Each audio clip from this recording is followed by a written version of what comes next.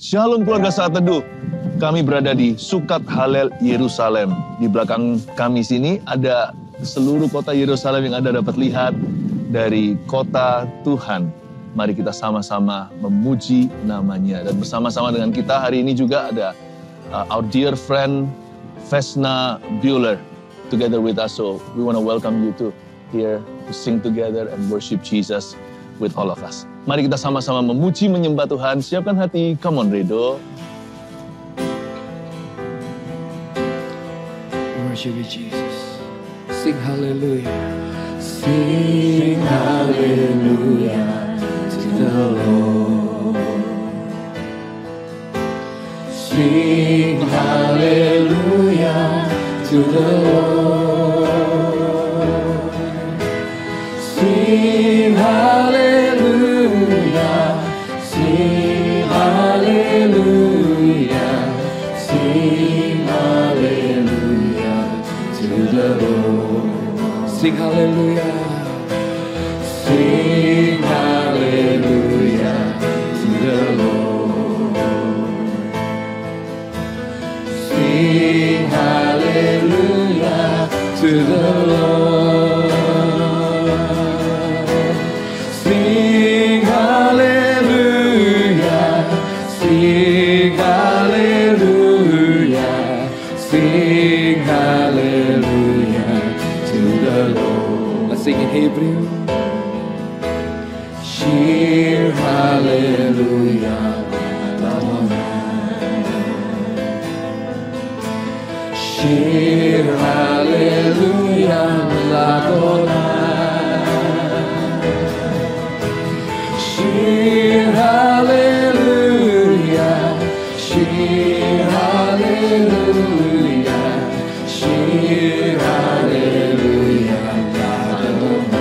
Sing in Hebrew. Shir hallelujah. Shir hallelujah. Shir hallelujah. Shir hallelujah. Shir hallelujah. Shir hallelujah.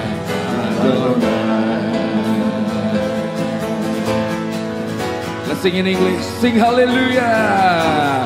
Sing hallelujah to the Lord. Sing hallelujah to the Lord. Sing hallelujah.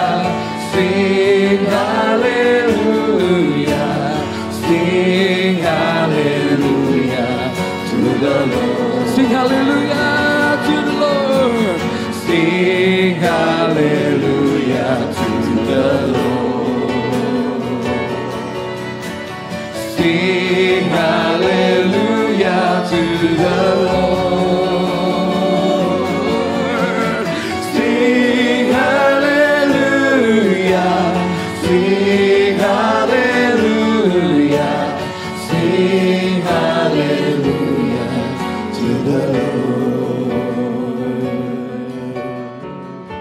Come on, Miss Vesna, sing in Hebrew. Shir hallelujah l'Adonai. Shir hallelujah l'Adonai. Shir hallelujah. Shir hallelujah. Shir hallelujah l'Adonai. Shir hallelujah. Shir hallelujah.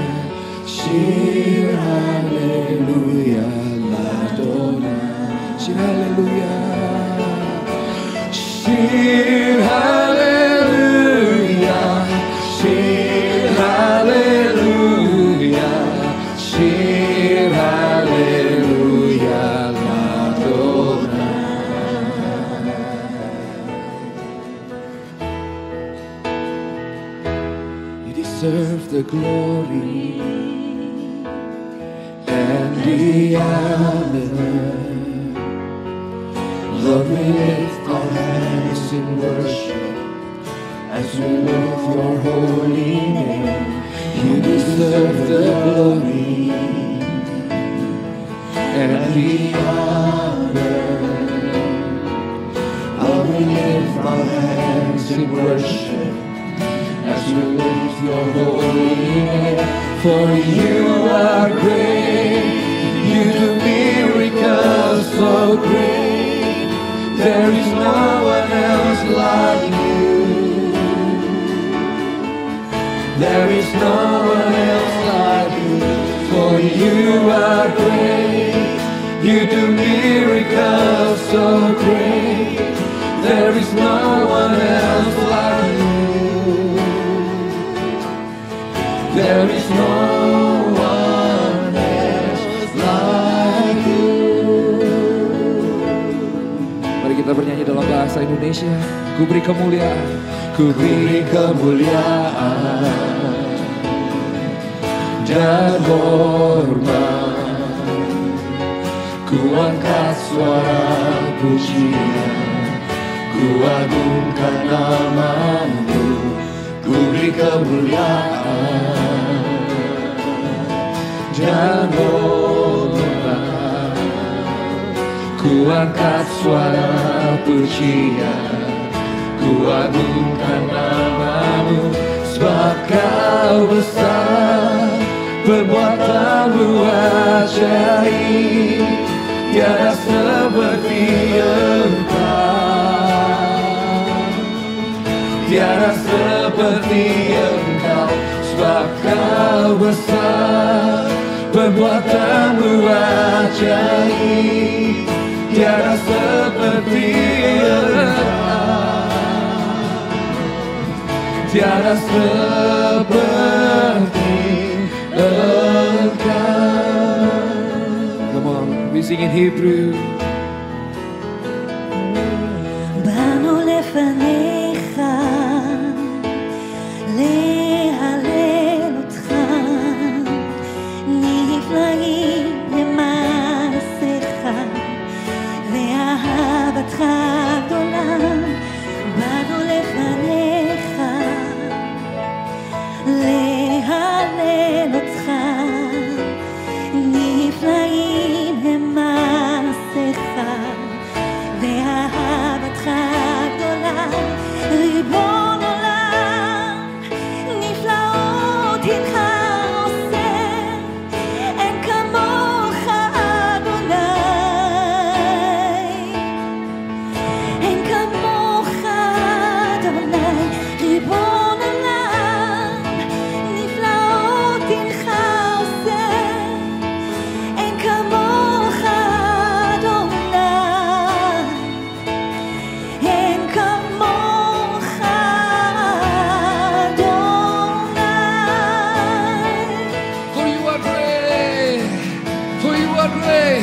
For you are great, you do miracles so great. There is no one else like you. There is no one else like you. For you are great, you do miracles so great. There is no one else like you. There is no one else like you. There is no one else. There is no one else like you. There is no one else like name above the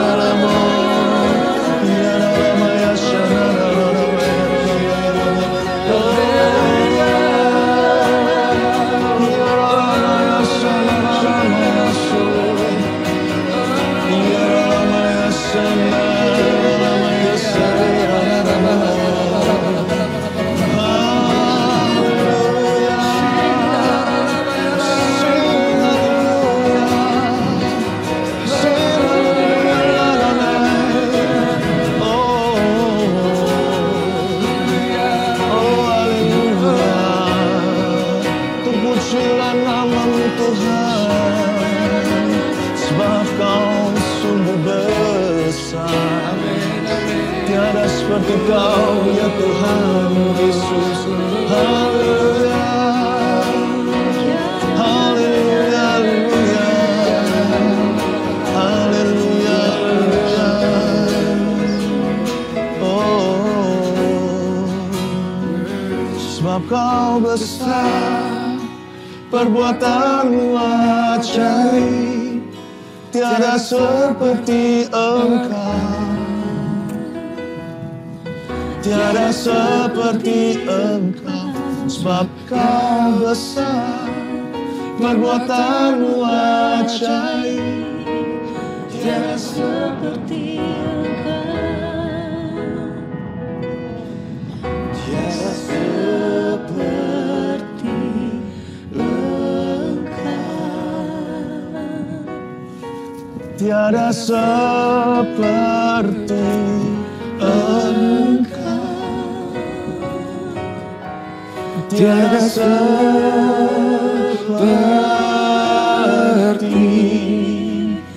Engkau.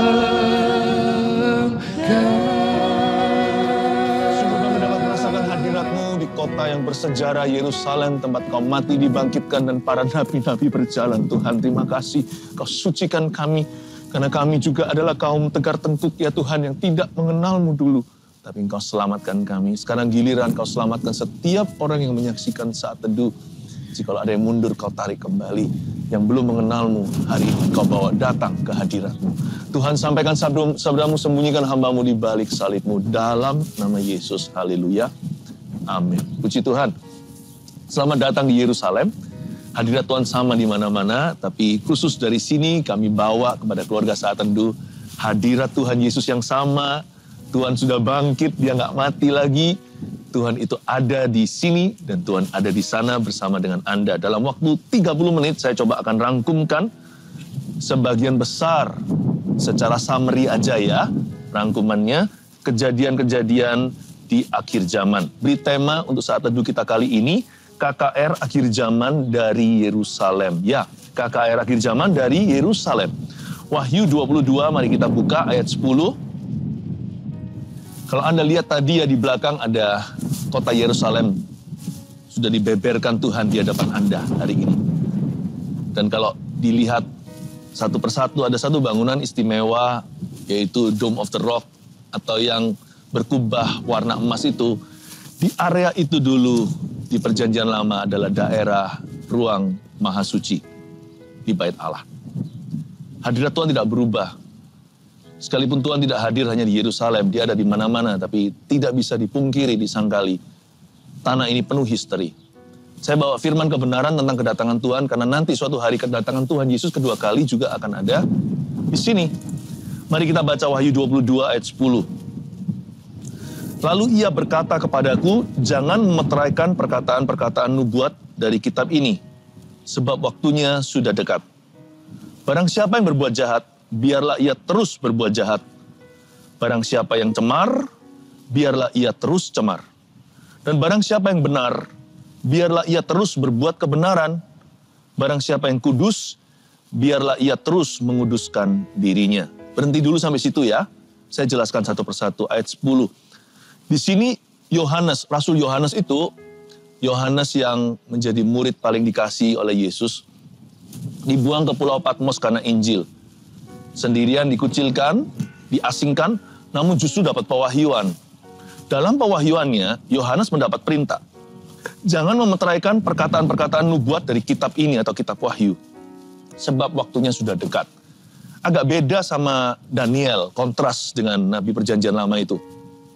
Kalau Daniel disuruh untuk memeteraikan karena waktunya masih jauh. Tapi Yohanes, salah satu rasul Yesus Kristus berkata, mendapatkan firman, jangan dimeteraikan. Mengapa begitu? Karena zaman Perjanjian Lama masih terkesan lama. Zaman Perjanjian Baru udah makin dekat. Apalagi setelah tahun 1948. Ketika nubuatan Alkitab terjadi bahwa Israel atau keturunan Abraham dari seluruh bumi berbondong-bondong kembali. Kembali ke Israel, khususnya ke Yerusalem. Lalu berdirilah yang namanya negara Israel. Saya nggak bicara soal politiknya ya. Saya bicara soal nubuatan firman digenapi. Sejak tahun 1948, kedatangan Yesus semakin dekat bukan semakin jauh. Kalau dulu itu misalkan akhir zaman sejak Yesus diangkat ke sorga, kembali ke rumah Bapa. Setelah Yesus mati tentunya di sini di Golgota, lalu bangkit kembali pada hari ketiga, maka saya anggap itu akhir zaman memang, karena setiap saat Tuhan bisa datang. Tapi di zaman sekarang modern ini setelah 1948, kayaknya sudah di menit-menit, detik-detik terakhir. Namun saya peringatkan ya, jangan coba-coba prediksi waktunya. Gak ada orang sepangkat itu. Bahkan Yesus pun anak Allah yang hidup, dalam kemahatauannya memilih untuk tidak tahu, sehingga perkataan Yesus begini, saya quote, tidak ada seorang pun tahu hari maupun waktunya, bulan tahunnya juga sama, apalagi jam dan detiknya. Anak pun tidak tahu, Yesus mengaku begitu, hanya Bapa yang tahu. Yesus dalam kemahatauan sebagai Allah Putra dari salah satu Allah Tritunggal, Allah Bapa, Allah Anak dan Roh Kudus, Yesus memilih untuk tidak tahu supaya kita nggak sok tahu.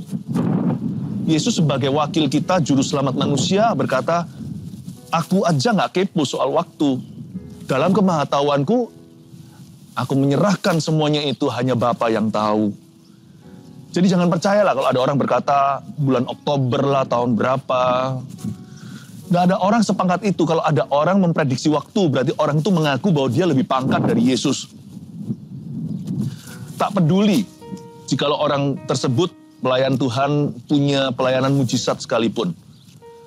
Sekalipun jikalau yang mati dibangkitkan, kalau tidak sesuai firman juga tidak boleh didengarkan.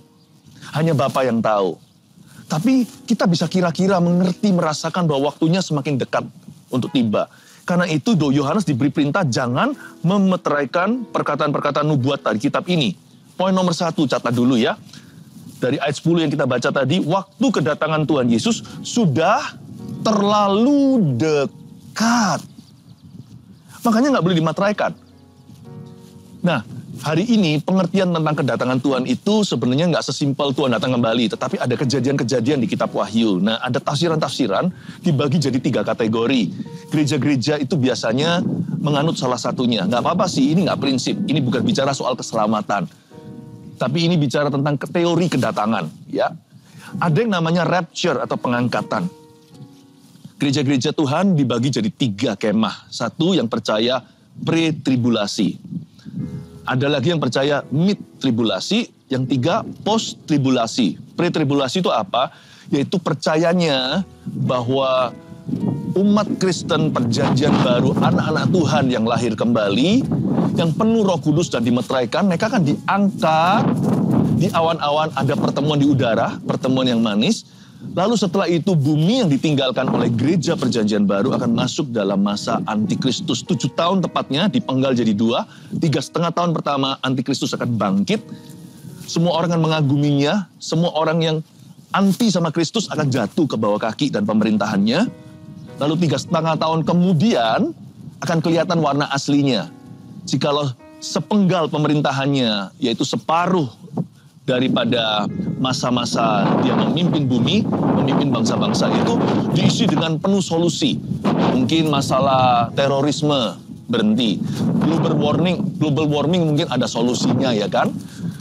Mungkin orang ini punya suatu pikiran yang brilian, apalagi dia itu disertai penuh oleh setan. Dunia yang gelap ini diserahkan ke bawah pemerintahannya.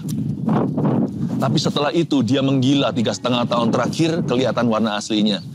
Menyesal pun terlambat sudah. Orang-orang yang taruh percaya sudah memakai tandanya. Nah, ini yang disebut pre-tribulasi. Saya percaya bahwa saya yakin kita akan diangkat sebelum itu terjadi. Kenapa? Karena tidak mungkin antikristus itu bisa penuh dinyatakan kalau masih ada gereja Tuhan. Karena kita punya kuasa untuk menengking, mengikat, dan melepaskan kebangunan rohani. Mana bisa pol-polan, mana bisa maksimal dia untuk merusak dunia jikalau masih ada suara nurani gereja 10 perintah Allah. Saya bilang begini bukan karena takut penderitaan, karena kita orang Kristen, anak-anak Tuhan, sudah menderita setiap hari. Di dunia yang semakin antikristus ini, sekalipun sang antikristus belum datang, tapi roh antikristus sudah di mana-mana. Gak gampang kan sekarang untuk kenal Tuhan, gak gampang untuk setia. Dunia ini lebih simpatisan kepada orang-orang yang menentang Kristus daripada orang-orang yang menyembahnya. Dan belum lagi kita, para penginjil, pemberita Injil ini, setiap hari selalu ada di garis depan. Seperti Paulus katakan, seperti domba sembelihan. Udah siap untuk dikorbankan. Jadi saya ngomong begini bukan karena takut penderitaan, tapi karena mengenal Tuhan itu adil. Tuhan itu membuat perbedaan, kata Maleaki. Antara orang benar dan orang fasik akan ada perbedaan jelas. Jadi berdasarkan logika tersebut bahwa antikristus nggak bisa diwujudkan selama masih ada gereja Tuhan, dan juga mengenal Tuhan selama puluhan tahun, saya mengerti sifat Tuhan itu sangat-sangat just. Dia sangat adil. Dia tidak membuat persamaan pukul rata orang yang setengah-setengah dengan orang yang sungguh-sungguh, orang yang pikul salib dengan orang yang hari ini menginjak kembali darah yang suci itu dengan hidup dalam dosa dan berlumuran dalam kebiasaan buruk. Saya percaya akan ada perbedaannya. Tapi ada gereja juga yang percaya mid-tribulasi, artinya kita mengalami setengah jalan antikristus baru pengangkatan. Ada juga yang percaya post-tribulasi, artinya kita alami 7 tahun semuanya itu, kita masuk ke dalam pemerintahan antikristus juga. Nggak apa-apa sih, andai kata pengertian saya salah, kami ready. Kita selalu siap kok untuk dianiaya. Mau kemana lagi? Hidup itu adalah Kristus. Mau pergi kemana? Dia yang pegang kunci kehidupan. Mati adalah keuntungan. Mau dianiaya kek? Mau dimartir kek? Kita nggak punya pilihan selain siap. Saya juga harus ready, ya kan? You and me. Jadi kalau akhirnya ternyata yang benar adalah yang post-tribulasi, kita masuk di dalam masa antikristus, monggo, kata orang Jawa, silakan, ayo, come on. Bagi Tuhan, Tuhan itu tidak ada perbedaan karena Tuhan selalu menyertai kita dalam suka dan duka. Dan bagi kita, apa sih kerugiannya? Hidup adalah Kristus, mati adalah keuntungan. Tapi apabila ternyata yang kami rasakan adalah benar, yaitu Tuhan akan datang kembali mengangkat kita di awan-awan, lalu 7 tahun masa antikristus baru Tuhan datang ke bumi. Kalau itu ternyata betul, wah, bersukacitalah semua kita. Hari ini kita ikut Tuhan. Tidak sia-sia sekalipun banyak orang tidak mau mengikutinya. Kita ikut dulu. Berarti ada berkat early bird. Ada berkat orang-orang yang dini mengikutinya. Tuhan membuat perbedaan antara orang yang sungguh-sungguh dan setengah-setengah. Pokoknya kalau sampai diangkat, terjadi pengangkatan, aku mau di sana. Seperti lagu pujian yang lama, ku mau di sana. Waktu Tuhan datang, ku mau di sana. Waktu sangkakala berbunyi, waktu setan jatuh, aku mau di sana. Saya nggak mau jadi orang yang ketinggalan. 2 orang berjalan sama-sama dalam suatu kilangan. Mereka sedang bekerja. Salah satu diangkat, satu ditinggal. 2 orang seranjang, satu diangkat, satu ditinggal. Itu pasti suami istri. Suaminya belum kenal Tuhan, atau istrinya yang belum sungguh-sungguh. Tapi kalau dua-dua itu bukanlah suami istri, apalagi kalau selingkuh, dua-dua pasti ditinggal. Ada orang berjalan di padang, tiba-tiba satu ditinggalkan, satu lagi terangkat. Pokoknya kalau itu terjadi, ku mau di sana. Dan saya harap keluarga Saat Teduh dan Gereja Mawar Syaro tercinta juga ada di situ. Waktu kedatangan Tuhan Yesus itu sudah terlalu dekat, saudaraku. Jangan main-main. Oleh karena itu, ayat 11 bunyinya, barang siapa yang berbuat jahat, biarlah ia terus berbuat jahat. Ini bukan sebuah perintah untuk berdosa. Ini bukan Tuhan syukuri kita kalau kita berlumuran dengan dosa. Tapi ini sebuah kata-kata yang non-sarkastik. Tapi kata-kata ini peringatan. Siapa yang berbuat jahat, gak akan ada waktu untuk bertobat kalau main-main dan setengah-setengah. Apalagi yang suka berkata begini loh, nanti aja deh, saya terima Tuhannya, nanti aja deh saya sungguh-sungguh. Suatu hari aku akan ready. Saya beritahu, saya prediksi, saya nubuatkan dulu. Ini bukan nubuatan nabi, ini firman tertulis. You gak akan pernah ready. Sampai kapanpun gak akan pernah siap. Percayalah, mau taat sama firman, mau melangkah, gak akan pernah siap sampai kapan saja. Barang siapa yang berbuat jahat, biarlah ia terus berbuat jahat. Karena kejahatan gak akan melepaskan orang yang membuatnya. Dosa itu manis. Roti curian itu manis.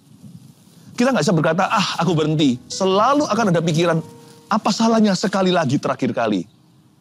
Terakhir kali itu selalu setiap kali. Lain kali selalu terakhir kali.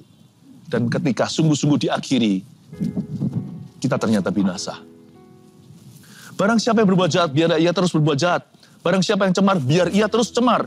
Dan barang siapa yang benar, biarlah ia terus berbuat kebenaran. Kalau kita jatuh dalam dosa, cepat bangkit. Jangan main-main dengan rantai dosa. Barang siapa yang benar itu bukan berarti orang itu nggak pernah berbuat salah. Tapi rintislah karir hidup dalam kebenaran, non-stop, konsisten, terjang terus, maju. Jangan mundur, kalau mundur, maju lagi. Biarlah ia terus berbuat kebenaran. Barang siapa yang kudus, biarlah ia terus menguduskan dirinya. Poin nomor 2. Karena kedatangan Tuhan sudah dekat, ya kan? Sudah terlalu dekat. Sudah sangat dekat. 2, jangan ulur pertobatan dengan berkata, nanti saja. Suara setan di dalam benak kita itu selalu begini dari sejak Adam dan Hawa. Apa salahnya lah, ambil secuil saja. Atau hari ini, nanti saja. Later. Itu namanya procrastination. Orang yang suka muter-muter di padang gurun sama Tuhan Yesus. Padahal Tuhan udah mati kiapsa untuk kita 2000 tahun yang lalu. Kenapa kita tidak boleh mengulur pertobatan dengan berkata, nanti saja? Karena conscience and repentance take time. Hati nurani dan pertobatan itu butuh waktu. We need time to change. Kita perlu waktu untuk berubah. And now is the best time to change. Sekaranglah waktu terbaik untuk perubahan. Barang siapa mau benar, biar dia terus benar. Barang siapa yang kudus, biar terus kudus. Kalau yang jahat, gak pernah buat langkah radikal, dia akan terus jahat. Semakin jahat. Yang cemar, gak akan meninggalkan kecemaran. Karena kecemaran itu nikmat duniawi maksudnya. Hati nurani kita itu perlu waktu. Gak bisa gini loh ya. Bahkan orang untuk mengampuni aja perlu waktu kok. Makanya jangan main-main dengan kepahitan. Sedangkan kita yang gak mau kepahitan aja, kita bergumul kok dengan roh kepahitan itu agar kita jangan jatuh. Kita mengampuni 7 kali, 70 kali. Bayangin dengan orang gak apa-apa, aku benci, nanti terakhir aja sebelum mati aku belajar mengasihi. Mana mungkin di nafas terakhirnya dia bisa semudah itu untuk mencintai atau mengasihi. Kalau kita gak pernah olahraga misalnya, badan kita itu sudah udah melumber kemana-mana. Kita nggak pernah latih otot kita dan stamina. Apa sih chance-nya? Apa sih keberuntungannya untuk suatu hari kalau kita dibutuhkan segera lari berapa kilometer gitu, kita bisa selesaikan pertandingan? Kalau kita tidak pernah sama sekali belajar nyanyi, nanti waktunya tarik suara, fales semua. Butuh waktu untuk menitis, butuh waktu untuk merintis. Karena itu jangan pernah main-main dengan dosa. Dosa itu jerat, dosa itu ikat, dosa itu pukat. Gak akan melepaskanmu semudah itu. Makanya kalau kita mau datang ke Yesus harus lawan arus. Lari. Baik itu lari secara harafiah, kalau perlu kita lari dari dosa seperti Yusuf. Lari dari cengkraman istri Potifar. Jubahnya ketinggalan gak apa-apa. Atau lari terima Tuhan. Udah aku harus lawan arus teman. Peduli amat orang bilang apa, fanatik lu, saya ikut Yesus. Mau dibaptis, mau mengampuni, belajar untuk bersaksi, jangan pikir 2 kali. Mau dosa, pikir 7 kali 70, dan terakhir jangan lakukan. Setelah Anda pikirkan. Tapi kalau mau taat sama Tuhan, gak usah 2 kali dipikirkan. Jangan ulur pertobatanmu. Apa garansinya kita masih punya hari esok? Kalau Tuhan datang sekarang ini, tiba-tiba langit terbuka, ada suara sangkakala, kita dipanggilnya. Pertanyaannya, apakah Anda sudah diselamatkan? Jangan kita merasa, waktu ada di tanganku. Sama sekali waktu tidak ada di tangan manusia. Di tangan manusia itu hanya keputusannya. Waktu di tangan Allah. Jangan ulur pertobatan dengan berkata nanti saja. Karena nurani itu tidak gampang berputar atau berbalik haluan. Nggak, namanya nurani kita itu nggak gampang berputar haluan. Orang yang biasa gosip ya, omong kotor misalnya, sumpah serapah, mana bisa? Coba ya, satu hari tiba-tiba kita ditegasi, nggak boleh keluar sama sekali. Pasti akan ada selip lidah, muncul satu. Butuh waktu, butuh disiplin yang tinggi untuk hidup benar dan hidup kudus. Mungkin seumur hidup itu pas-pasan waktunya. Apalagi kalau kita berkata, gampang, nanti saja. Dari muda aja loh banyak orang gagal masa tuanya. Apalagi yang berkata, nanti tunggu aku tua, aku baru ikut Yesus sungguh-sungguh. I don't think so. I don't think so. Meskipun ada orang yang last minute-an diselamatkan Tuhan. Saya ngerti. Yang jadi pacuan kita apa? Yaitu itu loh. Yang disalibkan di samping Yesus di Golgota Kalvari juga di Yerusalem ini. Kita selalu berkata, itu bisa. Jangan lupa, itu adalah lotre sorga. Meskipun kasih karunia itu bukan berdasar perbuatan. Tapi kasih karunia juga bukan berarti kita bisa berbuat semena-mena. Karena kasih karunia itu berarti mengajari kita bagaimana berbuat, melakukan perbuatan yang berkenan kepada Allah. Kasih karunia itu juga pengajaran, bukan hanya penerimaan. Kasih karunia itu bukan hanya pengampunan. Kasih karunia juga adalah kekuatan untuk hidup kudus bagi Tuhan. Saya percaya penyamun di samping Yesus itu malam itu di Firdaus. Tapi saya percaya, kita yang nggak disalibkan, kita sehat-sehat. Kita nggak dianiaya. Kita tidak dipaku di atas kayu. Kasih karunia juga ajari kita untuk ikut Yesus early. Untuk mengikut Tuhan dini. Jangan ulur pertobatanmu please. Jangan ulur yang namanya pergi ke gereja, berbakti, melayani, terlibat pelayanan. Jangan ulur lagi, tunggu apa lagi. Jangan ulur baptisan. Masih ada nanti kepenuhan Roh Kudus yang masih menantimu. Oh, masih banyak hal yang perlu diminta dari kerajaan Allah untuk hidup baik dan benar. Jangan tunda ya, ABC selesaikan supaya DEF segera jalan. Alfabet Tuhan semua dipenuhkan, namanya rencana Tuhan digenapi dalam kehidupan. Ayat 12 sampai 15 kita baca sekarang. Sesungguhnya aku datang segera, kata Yesus, dan aku membawa upahku untuk membalaskan kepada setiap orang menurut perbuatannya. Aku adalah Alfa, kata Tuhan, yang mula dan Omega, yang pertama dan yang terkemudian, yang awal dan yang akhir. Berarti Yesus itu ilahi, jangan percaya yang di luar sana rumor berkata Yesus hanyalah nabi atau Yesus itu hanyalah tokoh agama. No, dia berkata, aku adalah Alfa dan Omega, yang pertama dan yang terakhir. Berarti Yesuslah hakim yang hidup dan mati. Dialah pencipta alam semesta dan juru selamat kita, yang datang ke bumi, menebus dosa kita di kayu salib. Berbahagialah mereka yang membasuh jubahnya. Mereka akan memperoleh hak atas pohon-pohon kehidupan. Wow. Dan masuk melalui pintu-pintu gerbang dalam kota itu. Ini sudah bicara tentang sorga, I think. Ini bukan lagi bumi, pohon kehidupan loh. Ini bukan pohon buah-buahan. Tetapi anjing-anjing. Dan tukang-tukang sihir. Orang-orang sundal. Orang-orang pembunuh. Penyembah-penyembah berhala, dan setiap orang yang mencintai dusta, dan yang melakukannya tinggal di luar. Kata tinggal di luar itu sama sinonim dengan neraka. Itu bukan hanya keluar gitu aja, seperti Adam dan Hawa waktu dosa kan keluar dari Taman Eden. Itu bukan hanya keluar dari taman, itu keluar dari perjanjian, keluar dari keselamatan. Makanya harus ada pengorbanan untuk umat manusia dan keturunan Adam dan Hawa. Tinggal di luar ini berarti neraka. Siapa aja sih yang masuk neraka? Menurut firman Tuhan di Wahyu 22 ayat 15, anjing-anjing. Kata anjing-anjing di sini adalah orang yang murtad ke jalan yang salah setelah memperoleh kebenaran. Kata anjing itu berarti kembali ke muntahnya. Ini bukan menghina manusia, ini adalah sifat orang berdosa yang setelah diselamatkan, dia menjual keselamatannya. Tukang-tukang sihir di sini itu maknanya adalah okultisme. Mereka yang menyembah berhala dan melakukan praktek-praktek sihir, praktek-praktek perdukunan, hal-hal yang mendukakan hati Tuhan dengan arwah-arwah yang bukan arwah tapi roh jahat sesungguhnya. Orang-orang sundal di sini, dari kata sundal di sini adalah pornografi, orang-orang yang terlibat dalam dosa-dosa amoralitas, seksualitas. Di luar nikah, sebelum nikah, ya. Orang-orang pembunuh di sini, kata pembunuh itu artinya pahit, kepahitan. Jadi bukan hanya bisa membunuh dengan pisau dan pistol, peluru, tapi orang yang membunuh di dalam hatinya. Banyak pembenci yang gak berani lihat darah. Tapi ada orang yang gila berani cabut nyawa manusia. Dua-dua sama di mata Allah. Bedanya cuma keberanian, tapi sama-sama niat hatinya itu membunuh seseorang. Jangan jadi seperti itu, pembenci itu pembunuh. Penyembah-penyembah berhala di sini adalah, aneh ya, kata penyembah berhala di sini artinya materialisme. Ternyata berhala itu bukan hanya patung yang disembah atau apa. Berhala itu juga apapun yang menempati tempat Tuhan dalam kehidupan kita.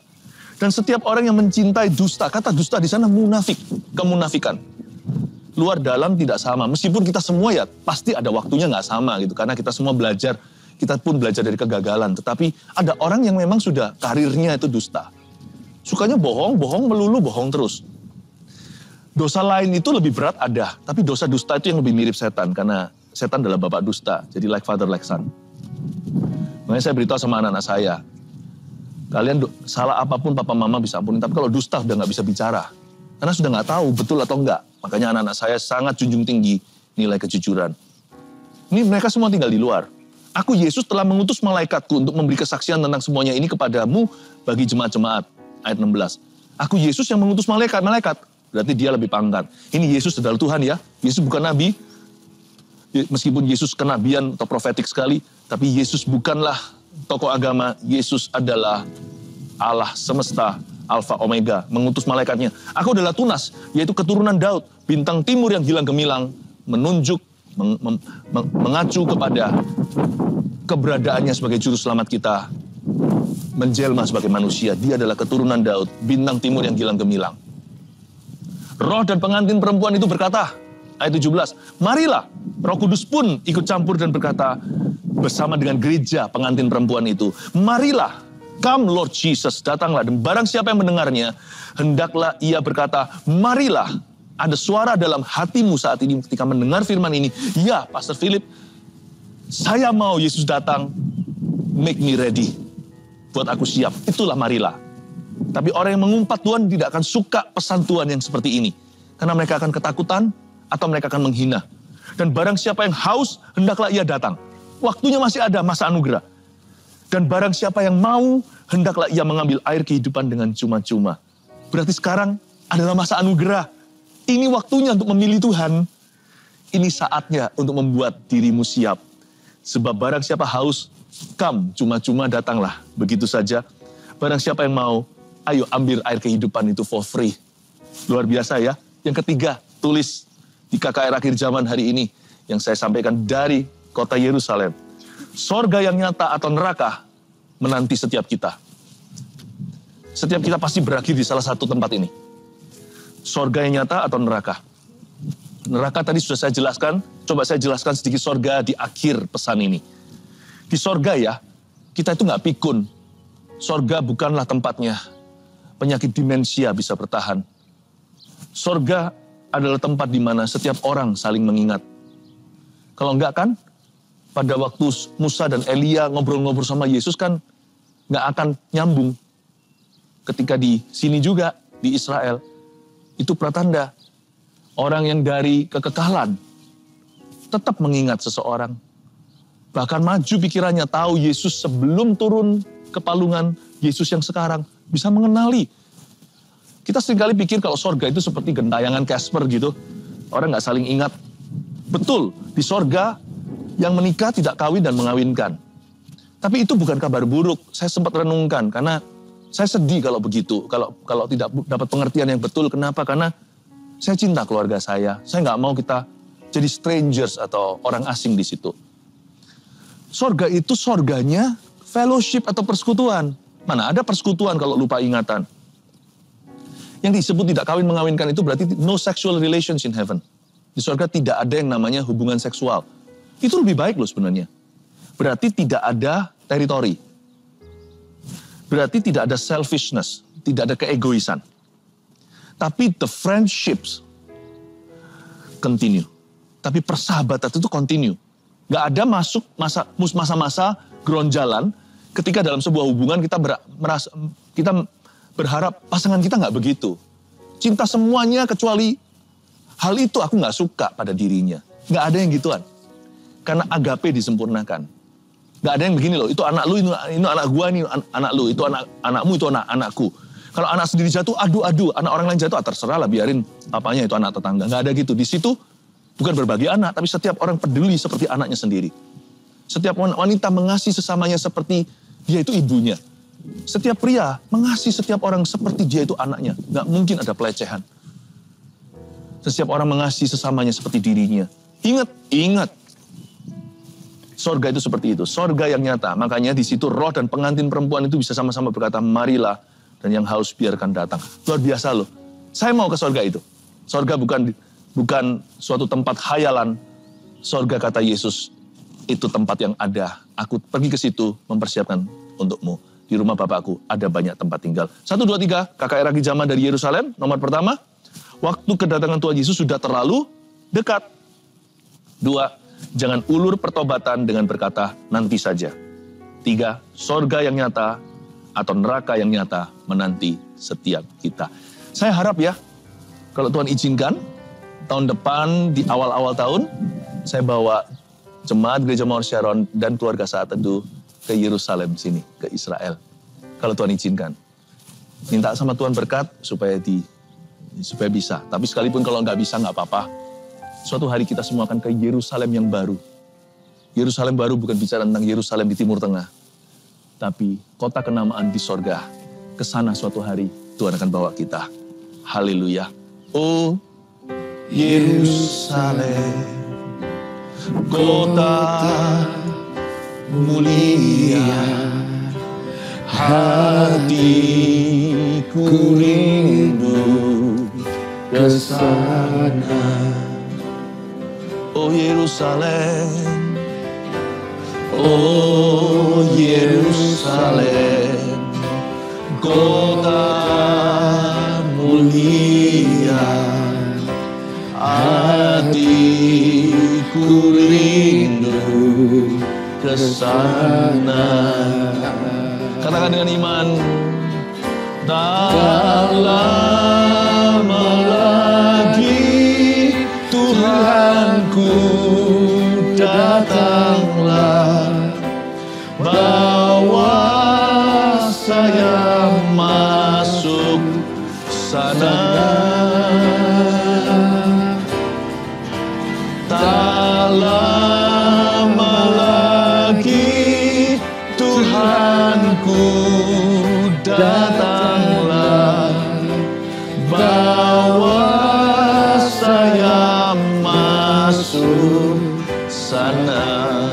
Kedatangan Tuhan sudah terlalu dekat. Mari kita nyanyikan ini dan hayati. Oh Yerusalem, kota mulia, hatiku rindu ke sana.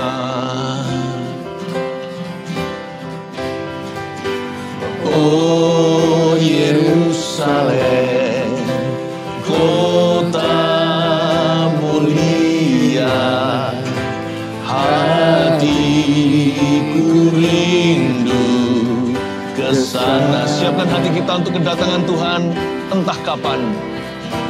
Tak lama lagi Tuhanku datanglah, bawa saya masuk sana. Tak lama lagi Tuhanku datanglah, bawa saya masuk sana. Tak lama lagi Tuhan, tak lama lagi Tuhanku datanglah, bawa saya masuk sana. Tak lama lagi Tuhanku datanglah,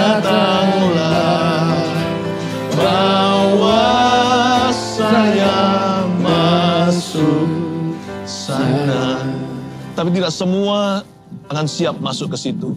Kalau Anda merasa Anda belum ready, karena Anda belum terima Tuhan, atau belum sungguh-sungguh mengikutnya, saya ajak kita semuanya berdoa begini.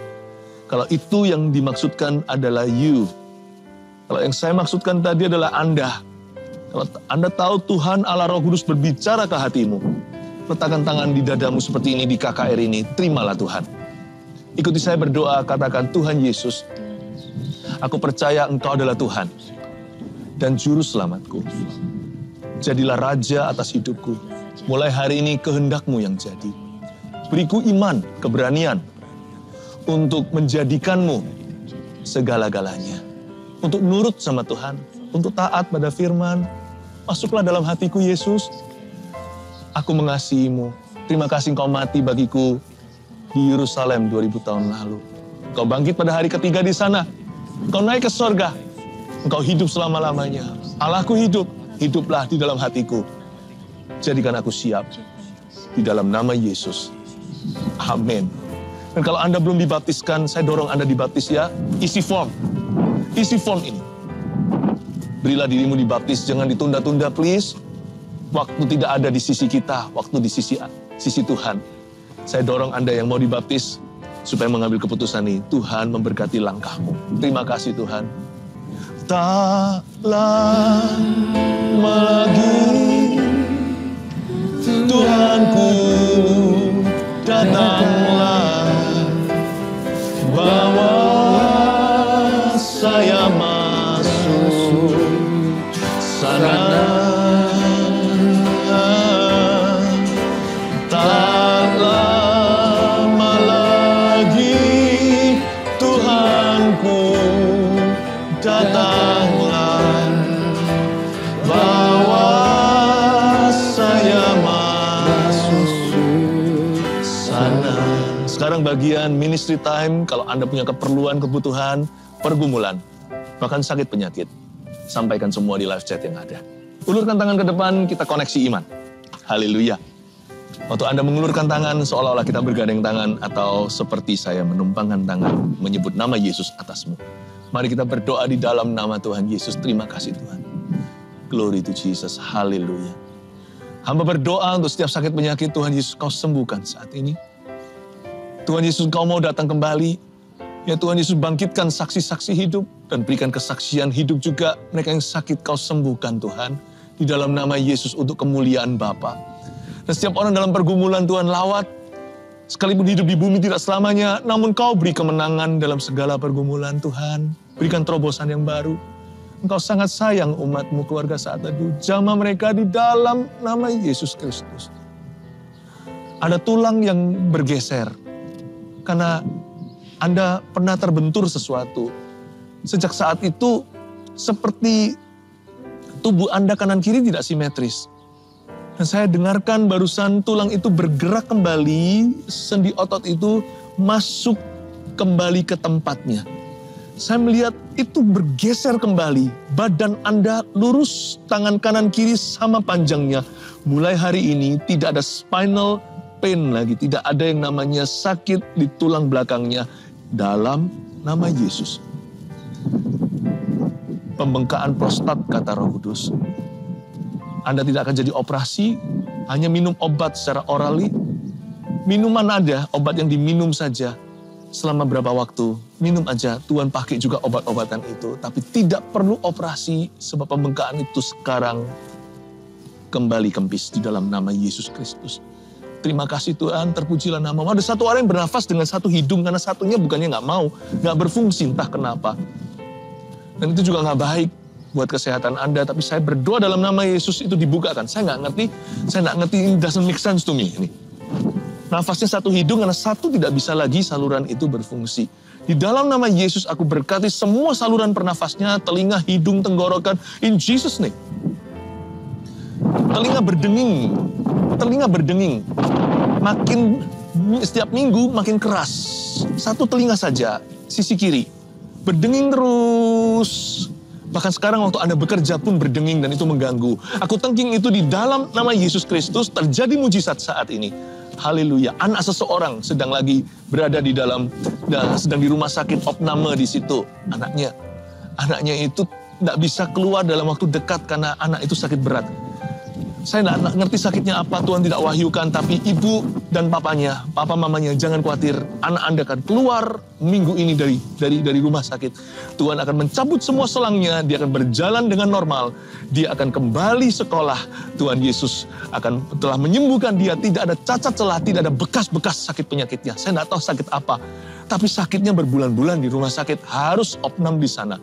Keluar nak, Yesus telah melepaskanmu. Dalam nama Yesus Tuhan, cabut selangnya. Tuhan yang mencabutnya lewat tangan dokter yang berkata, udah tidak diperlukan lagi. Keajaiban terjadi. Saya melihat terang masuk dalam kamar itu. Kamar rumah sakitmu.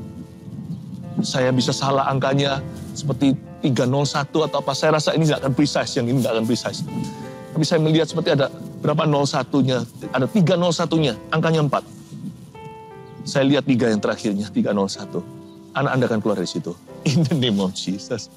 Oh haleluya. Tak lama lagi Tuhanku datanglah, bawa saya masuk sana. Tak lama lagi, terlalu dekat sudah. Tak lama lagi Tuhanku datanglah. Beritakan Injil, bersaksi. Tidak lama lagi Tuhan akan datang bersaksi pada keluargamu dan orang-orang sekitarmu. Tak lama lagi. Nyanyi. Tak lama lagi Tuhanku datanglah, bawa saya masuk sana.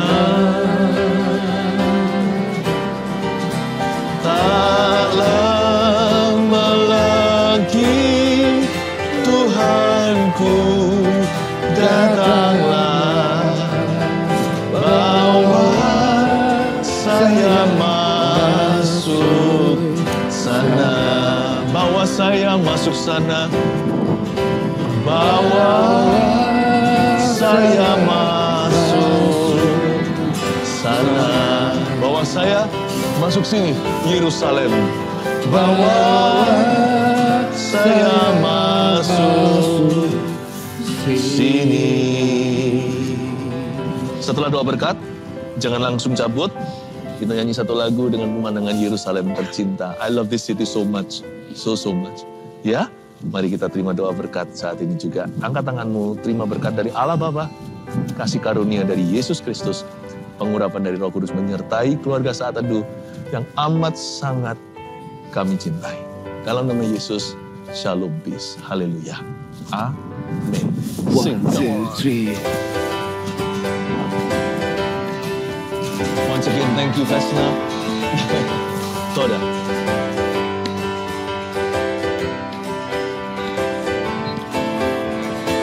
Hosanna, Hosanna, sing hallelujah to Jesus, oh Most High. Hosanna, sing hallelujah to Jesus, oh Most High. Hosanna, Hosanna, sing hallelujah to Jesus, oh Most High. Hosanna, sing hallelujah to Jesus, oh Most High. It is so good to praise the Lord and make music to Him who Most High. It is so good to praise the Lord and make music to your name, O Most High.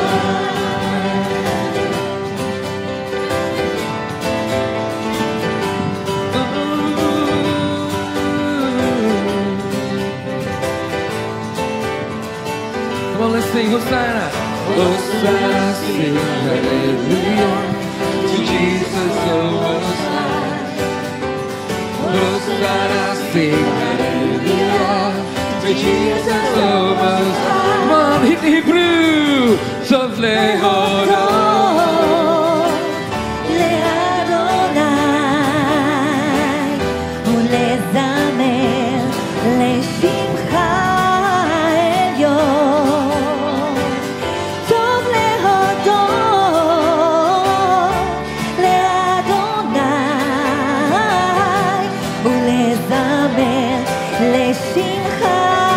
one more time in Hebrew. Come on,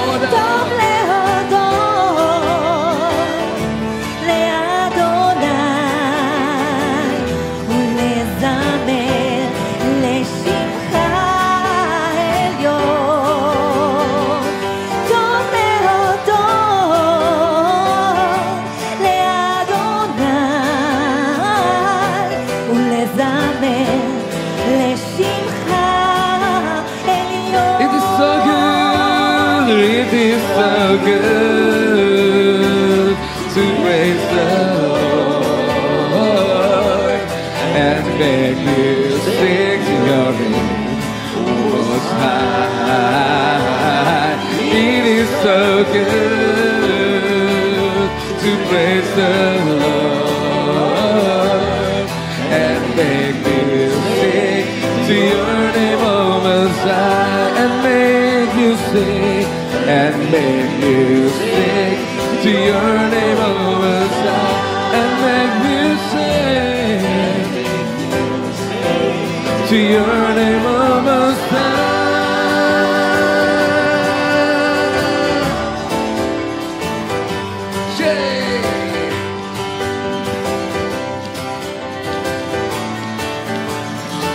Shalom from Jerusalem. Bye-bye.